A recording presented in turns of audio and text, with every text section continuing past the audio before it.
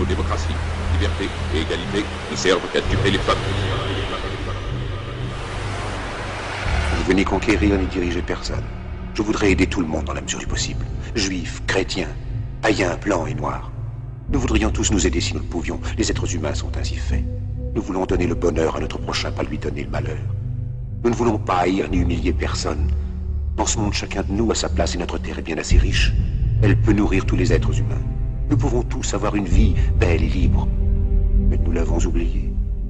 L'envie a empoisonné l'esprit des hommes, a barricadé le monde avec la haine, nous a fait sombrer dans la misère et les effusions de sang. Nous avons développé la vitesse pour nous enfermer en nous-mêmes. Les machines qui nous apportent l'abondance nous laissent dans l'insatisfaction. Notre savoir nous a fait devenir cyniques. Nous sommes inhumains à force d'intelligence. Nous ne ressentons pas assez et nous pensons beaucoup trop. Nous sommes trop mécanisés et nous manquons d'humanité. Nous sommes trop cultivés et nous manquons de tendresse et de gentillesse. Sans ces qualités humaines, la vie n'est plus que violence et tout est perdu.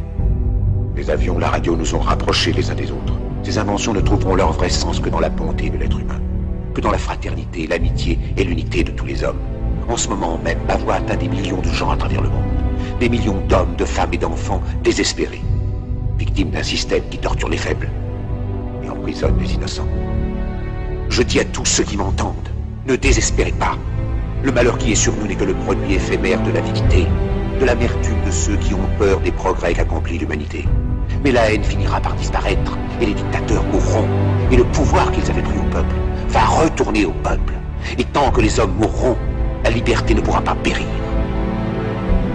Soldats, ne vous donnez pas à ces brutes, à une minorité qui vous méprise et qui fait de vous des esclaves, en régiment toute votre vie, et qui vous dit ce qu'il faut faire et ce qu'il faut penser, qui vous dirige, vous manœuvre, se sert de vous comme chair à canon, et qui vous traite comme du bétail.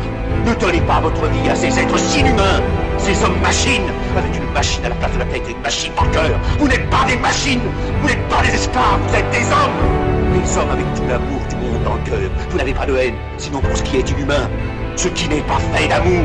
Soldats, ne vous battez pas pour l'esclavage, mais pour la liberté. Il est écrit dans l'évangile selon saint Luc, le royaume de Dieu est dans l'être humain, pas dans un seul humain, ni dans un groupe humain, mais dans tous les humains, en vous.